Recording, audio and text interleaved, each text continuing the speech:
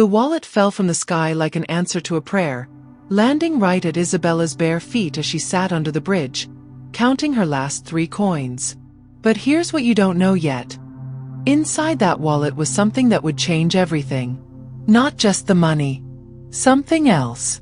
Something that would make a billionaire fall to his knees and beg for forgiveness. But I'm getting ahead of myself. Let me tell you how a girl who slept on cardboard became the most powerful woman in the city. Isabella picked up the leather wallet with shaking hands. She hadn't eaten in 2 days. The rain had soaked through her thin jacket, and her stomach felt like it was eating itself from the inside. She opened it slowly. $5,000.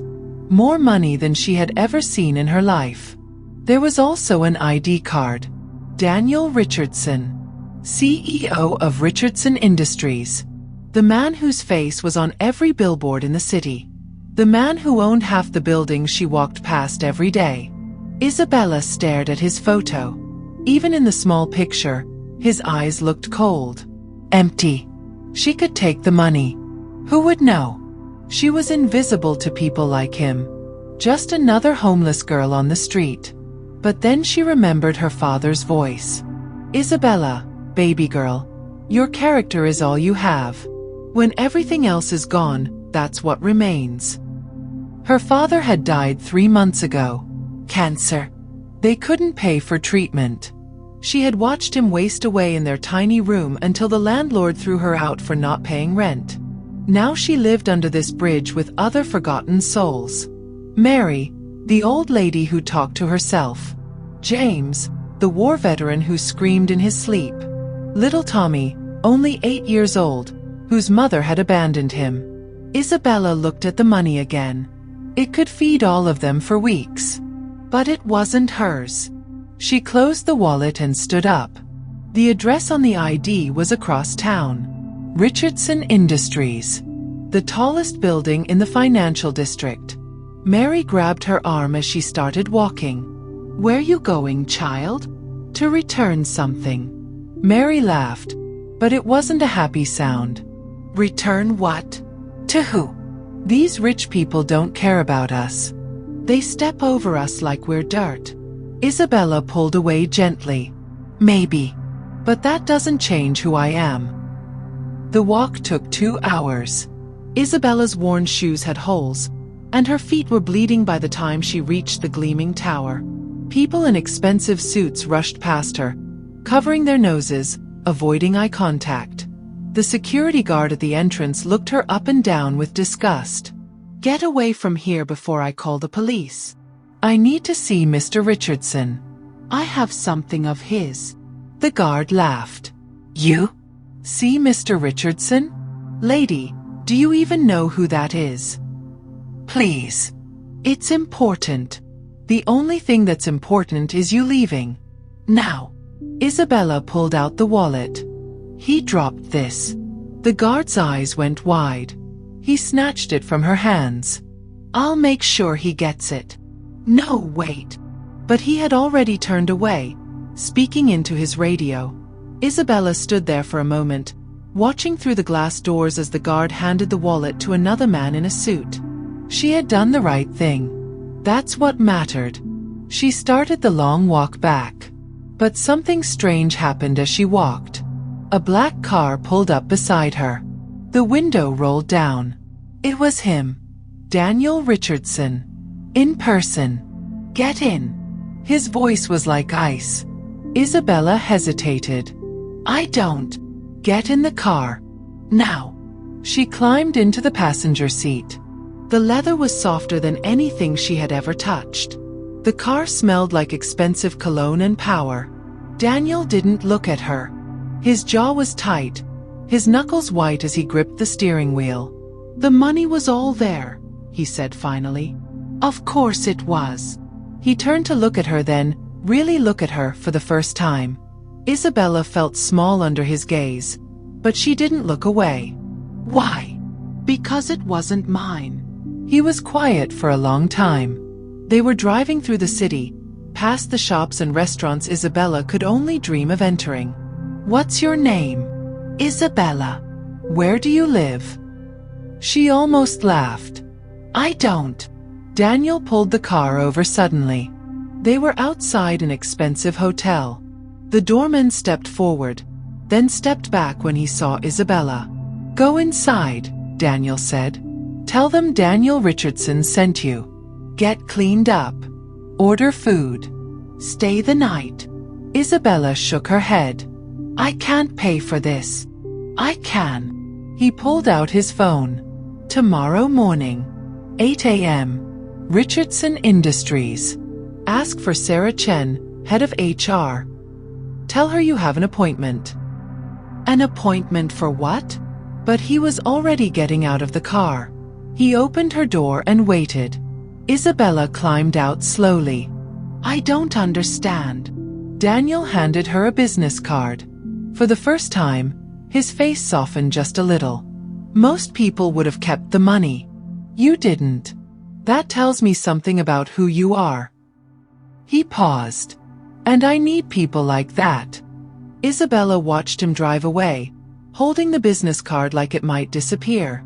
The hotel staff looked at her like she had a disease, but Daniel's name worked magic. Soon she was in a room bigger than anywhere she had ever lived. Hot water running over her for the first time in months. But she couldn't shake the feeling that this was all a dream. That she would wake up under the bridge, cold and hungry. She ordered the cheapest thing on the menu, a sandwich. But when it arrived, there were also fries, soup, and dessert. Compliments of Mr. Richardson, the waiter said, trying not to look disgusted. Isabella ate slowly, savoring every bite. Then she called the bridge from the hotel phone. Mary answered on the third ring. Isabella? Child, where are you? I'm okay. Listen, there's a hotel restaurant on 5th Street. Go there tomorrow around dinner time. Tell them you're there for the Isabella reservation. They'll feed you. All of you. She had used Daniel's money to set up meals for her friends. It felt like the right thing to do. That night, she slept in a real bed for the first time in months. But her dreams were full of her father's voice. Character. Baby girl. That's all you have. The next morning, Isabella stood outside Richardson Industries again. This time she was clean. Her hair was washed, her clothes borrowed from the hotel's lost and found. She still looked poor, but she looked human. Sarah Chen was waiting for her in the lobby. Isabella? She was a small Asian woman with kind eyes and a firm handshake. Mr. Richardson told me to expect you. He said you're starting today. Starting what? Sarah smiled. Your new job, of course. Janitor. Night shift. It's not much, but it's a start. Isabella felt tears coming, but she blinked them away. Thank you. Don't thank me. Thank your honesty. The job was hard. Isabella cleaned toilets, emptied trash, mopped floors. She worked from 10 at night until 6 in the morning. The other janitors were suspicious at first. They knew she had been homeless, and they thought she might steal. But Isabella worked harder than anyone. She never complained, never asked for special treatment. Slowly, the others began to accept her. There was Maria, an older woman from Mexico who sent money home to her grandchildren. Robert, a college student working his way through school. And Frank, a man in his 50s who had lost everything in a bad business deal. They became her new family. Isabella saved every penny she earned. Within 2 months, she had enough to rent a tiny apartment. It was just one room with a bathroom down the hall, but it was hers. She brought Mary to see it. Look at you, the old woman said, tears in her eyes. Your daddy would be so proud. But Isabella wasn't satisfied with just surviving. She remembered her father's other words. Education, baby girl. That's your ticket to a better life. She started taking classes online during the day, sleeping only 4 hours between work and study. Business management, accounting, computer skills. Her brain soaked up knowledge like a sponge. One night, while cleaning the executive floors, Isabella noticed something. The papers scattered on Daniel Richardson's desk told a story. The company was losing money. A lot of money. She shouldn't have looked. It wasn't her business. But she couldn't help herself. The problem was clear to her. They were spending too much on things that didn't matter, and not enough on things that did. Their supply chain was a mess. Their employee retention was terrible because they treated people badly. Isabella knew she should walk away. Mind her own business. Instead, she did something crazy. She wrote a report. It took her 3 days, working on an old laptop she had bought secondhand. She outlined the problems and suggested solutions. Simple things. Obvious things. Things that could save the company millions. Then she did something even crazier. She left it on Daniel's desk. The next night, Sarah Chen was waiting for her. Isabella, Mr. Richardson wants to see you. Isabella's heart pounded. She was going to be fired. Maybe even arrested for snooping through private documents. Daniel's office was on the top floor. Floor-to-ceiling windows looked out over the city. Isabella could see the bridge where she used to sleep. Daniel was standing with his back to her, looking out those same windows. "Do you know what the difference is between smart and wise?" he asked without turning around. "No, sir. Smart people know a lot of facts. Wise people understand what those facts mean." He turned to face her. "Your report was wise." Isabella couldn't breathe. "I've had teams of expensive consultants tell me the same things you figured out in 3 days. But they charged me millions and took months to reach the same conclusions." He picked up her report from his desk. "Where did you learn this?" "Online classes. And life, I guess." Daniel sat down behind his desk. For the first time since she had met him, he looked tired. "I built this company from nothing. 20 years ago, I was working 3 jobs just to pay rent. But somewhere along the way, I forgot what it was like to struggle. I forgot that the people who work here are people, not just numbers on a spreadsheet." He looked at her directly. "I want you to head up a new department. Employee Relations and Operational Efficiency. You'll report directly to me." Isabella felt dizzy. "Sir, I'm just a janitor." "You were just a janitor. Now you're something else." But Isabella shook her head. "I'm not ready. I don't have a degree. I don't have experience." Daniel smiled, and for the first time, it reached his eyes. "Isabella, you lived on the streets and survived. You had $5,000 in your hands and gave it back. You work harder than anyone in this building, and you see solutions where others see only problems. What more experience do you need?" He stood up and walked to the window again. "But I understand if you don't trust me. I know what people say about me. That I'm cold, ruthless. And they're not wrong. I've fired people for smaller mistakes than losing a wallet." Isabella joined him at the window. Far below, she could see people walking the streets. Some in suits, some in rags. All of them trying to survive. "Why are you doing this?" she asked. Daniel was quiet for a long moment. "Because for the first time in 20 years, someone showed me what real character looks like. And I realized I had forgotten what mine was supposed to be." He turned to her. "Take the weekend to think about it. If you say yes, your life will change forever. But it won't be easy. There will be people in this company who will resent you, who will say you don't belong here, who will try to tear you down." Isabella looked out at the city. Somewhere out there, Mary and James and little Tommy were still struggling. Still invisible. "If I take this job," she said slowly, "I want to start a program. For people like me. People who are down but not out. Give them chances." Daniel nodded. "Done." Isabella took a deep breath. She thought of her father, and his voice seemed to whisper in her ear. "Character, baby girl." She turned to Daniel and held out her hand. "When do I start?" As they shook hands, Isabella noticed something in Daniel's eyes that hadn't been there before. Something that looked almost like hope. But she had no idea what was coming next. She had no idea that accepting this job would put her in the crosshairs of people who would do anything to destroy her. She had no idea that her past was about to come back in ways she never expected. And she definitely had no idea that the cold, ruthless Daniel Richardson was about to become the most important person in her life. 3 months into her new job, Isabella found a dead rat in her office drawer. There was a note tied around its neck. "Go back to the gutter where you belong." Isabella stared at it for a moment, then calmly threw both the rat and the note in the trash. She had bigger problems to worry about, like the fact that someone was stealing money from the company. A lot of money.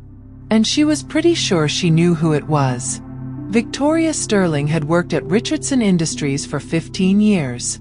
She was Daniel's vice president, beautiful, smart, and absolutely furious that a former homeless girl now had Daniel's ear. Isabella had noticed the missing funds while reviewing expense reports for her new employee program. Small amounts at first, then bigger ones. Always covered up with fake invoices and altered documents. But Victoria was careful. Too careful. And she had friends in high places. Isabella knocked on Daniel's office door that Friday evening. He was working late again. As usual. "Come in." He looked tired. The company was doing better since Isabella's changes. But Daniel was pushing himself harder than ever. "I need to show you something," Isabella said, setting a folder on his desk. Daniel opened it and went very still. "How much?" he asked quietly. "2 million. Maybe more." Daniel's jaw tightened. "How long has this been going on?" "At least 2 years. Probably longer." Daniel stood up and walked to his window. His reflection looked older than his 35 years. "Victoria." It wasn't a question. "I think so. But I can't prove it yet." Daniel turned back to her. "Isabella, you need to be very careful. Victoria has powerful friends on the board of directors. Her uncle is Senator Sterling. If you accuse her without solid proof, I'll lose my job." "I know." But Isabella wasn't afraid. She had survived on the streets. She could survive office politics. What she didn't expect was how personal Victoria would make it. The attack started small. Isabella's reports would disappear from computers. Meeting times would be changed without telling her. Her keycard would stop working for no reason. Then Victoria got creative. One morning, Isabella arrived at work to find security waiting for her. "Ma'am, we need to search your bag." Isabella's heart pounded, but she handed over her purse. Inside, they found an expensive necklace, one that belonged to Victoria. "I've never seen that before," Isabella said. The security chief looked uncomfortable. "Ma'am, we have to follow procedure." Isabella was suspended pending investigation. As she walked out of the building, Victoria was waiting by the elevator, smiling like a snake. "Did you really think you could come into my world and take my place?" Victoria whispered. "You're nothing. You'll always be nothing." But Victoria had made a mistake. She had underestimated Isabella's friends. Maria from the cleaning crew had seen Victoria plant the necklace. Robert, the college student, had been recording Victoria's fake expense reports on his phone. Even Frank had been keeping track of Victoria's lies. The people Victoria looked down on had been watching her all along. That evening, Isabella sat in her tiny apartment, staring at the evidence her friends had gathered. It was enough to expose Victoria completely. Her phone rang. "Daniel." "Isabella, are you okay?" His voice was different. Warmer. Worried. "I'm fine." "No, you're not. I can hear it in your voice." Isabella closed her eyes. She was tired of being strong all the time. "Daniel, what if she wins? What if I end up back on the streets?" "That won't happen." "How do you know?" Daniel was quiet for a long moment. "Because I won't let it." Something in his voice made Isabella's heart skip. When had Daniel Richardson started mattering to her as more than just a boss? "Isabella, there's something I need to tell you. About why I really gave you that job." Isabella held her breath. It wasn't just because you returned the wallet. It was because when I looked at you that day, I saw something I had forgotten existed. Hope. Real hope. And I realized that I had been dead inside for years. Isabella felt tears coming. I've been thinking about that moment for months, Daniel continued. About how you looked at me like I was just another person. Not a billionaire or a CEO. Just Daniel. You are just Daniel, Isabella said softly. Not to most people, but to you. He paused. Isabella, I think I'm falling in love with you. The words hung in the air between them. Daniel, You don't have to say anything. I just needed you to know. Before tomorrow. What happens tomorrow? Tomorrow, I'm calling an emergency board meeting. I'm going to present your evidence against Victoria, and I'm going to reinstate you as head of your department. Isabella sat up straighter. Daniel, if you do that, she'll come after you too. Let her try. But Victoria's counterattack was worse than either of them expected. The next morning, the city's biggest newspaper ran a front-page story. Billionaire CEO's homeless girlfriend. A love story or a scam? The article painted Isabella as a con artist who had seduced Daniel to get access to company money. It included photos of her sleeping under the bridge, quotes from anonymous sources, saying she was stealing from the employee fund she had created. Isabella's phone rang non-stop. Reporters camped outside her apartment. Strangers on the street recognized her and shouted cruel things. At the board meeting, Victoria played innocent perfectly. I'm as shocked as anyone about these allegations, she said, dabbing her eyes with a tissue. I trusted Isabella. We all did. But the evidence speaks for itself. She presented doctored documents that made it look like Isabella was the one stealing money. She had witnesses, employees Victoria had bribed or threatened. The board members looked at Isabella with disgust. Mr. Richardson, said Chairman Patterson, Victoria's ally, it's clear your judgment has been compromised by your personal feelings. We think it's best if Miss Isabella is terminated immediately. Daniel stood up slowly. His face was calm, but Isabella could see the fury in his eyes. Before you make any decisions, he said, I think you should see this. He pressed a button on his phone. A recording started playing. Victoria's voice filled the room. Did you really think you could come into my world and take my place? You're nothing. You'll always be nothing. Then another recording. Victoria on the phone with someone, discussing how to frame Isabella. Then bank records. Real bank records showing Victoria's theft. The room went dead silent. Victoria's face had gone white. Where did you get those? She whispered. Daniel smiled, but it wasn't a nice smile. From people you thought didn't matter. People whose names you don't even know. People who clean your office and empty your trash and listen to your phone calls when you think you're alone. Isabella realized what had happened. Daniel had asked Maria, Robert, Frank, and the others to help gather evidence. The invisible people had brought down the untouchable Victoria Sterling. You forgot something important, Victoria, Daniel continued. This company runs on people. All kinds of people. And when you treat people badly, they remember. Victoria stood up suddenly. This is ridiculous. I don't have to listen to this.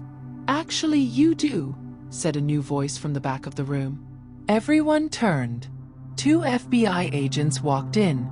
Victoria Sterling, you're under arrest for embezzlement and fraud. As they handcuffed Victoria, she looked at Isabella with pure hate. This isn't over, she snarled. Yes, it is, Isabella said quietly. After Victoria was led away, the board members sat in stunned silence. Chairman Patterson cleared his throat. Mr. Richardson, it appears we owe both you and Miss Isabella an apology. Daniel looked around the room. Your apology means nothing to me, but it means everything to her. Isabella stood up. Actually, she said, I don't need your apology either. Everyone stared at her. I need your commitment. Commitment to treat every person in this company with respect. From the CEO to the janitor. Because we're all human beings trying to do our best. She looked directly at Chairman Patterson. I'm not asking for special treatment because of what I've been through. I'm asking for fairness. For everyone. The room was quiet for a long moment. Then Chairman Patterson nodded slowly. You have it, he said. After the meeting, Daniel and Isabella walked out of the building together. The reporters were still waiting, shouting questions. Daniel stopped and turned to face the cameras. I have something to say, he announced. The crowd went quiet. 6 months ago, I was a different man. Successful, but empty. Then I met someone who showed me what real character looks like. Someone who chose honesty over easy money. Someone who worked harder than anyone I knew, not for glory or recognition, but because that's who she is. He looked at Isabella. Isabella didn't seduce me for money or power. She didn't need to. She earned my respect by being exactly who she is. And yes, I love her. Not because she's grateful to me, but because she makes me want to be a better man. Isabella felt tears streaming down her face. Daniel took her hand. Isabella Martinez, will you marry me? The crowd gasped. Isabella's heart stopped. This wasn't how she had imagined this moment. Standing on the steps of a corporate building, surrounded by reporters and strangers. But it was perfect. Because it was real. Yes, she whispered. Then louder. Yes. Daniel pulled her into his arms and kissed her as cameras flashed and the crowd cheered. But the best part came later. Isabella insisted they have the wedding reception at the community center near the bridge where she used to sleep. Mary, James, little Tommy, and all her friends from the streets were there. So were Maria, Robert, Frank, and the other employees who had helped expose Victoria. Isabella's employee program had grown into something amazing. They had helped over 100 people find jobs, get housing, and rebuild their lives. During the reception, Mary pulled Isabella aside. Child, your daddy would be so proud of you. Isabella smiled through her tears. I hope so. I know so. You kept your character, even when it was hard. Even when it would have been easier to give up. As Isabella looked around the room, at faces that represented every walk of life, every background, every struggle, she realized something. She hadn't just survived her circumstances. She had transformed them. The scared girl who slept under the bridge was gone. In her place stood a woman who had learned that real power isn't about money or status. It's about choosing to be kind when the world is cruel. It's about working hard when no one is watching. It's about staying honest when lying would be easier. It's about lifting others up instead of climbing over them. Daniel found her by the window, watching the city lights. Any regrets? He asked, wrapping his arms around her. Isabella leaned back against his chest. Only one. Daniel tensed. What? Isabella smiled. I wish I could tell my father about tonight.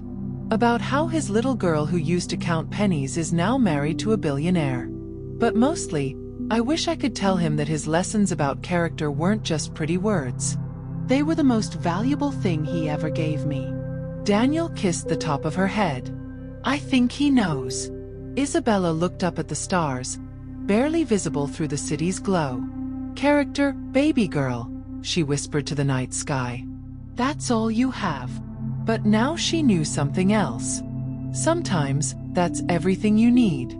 6 months later, Isabella stood in front of a packed auditorium, giving a speech about her journey.